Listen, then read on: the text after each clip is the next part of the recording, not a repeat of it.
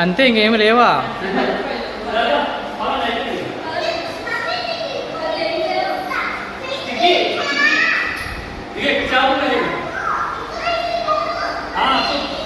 Fish ఏదే దాంట్లో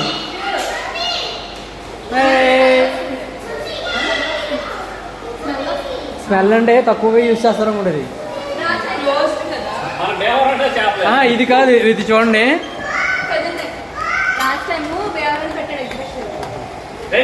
పెద్ద పెద్ద ఇచ్చి తోటలు అలవాటు అయిపోయినా.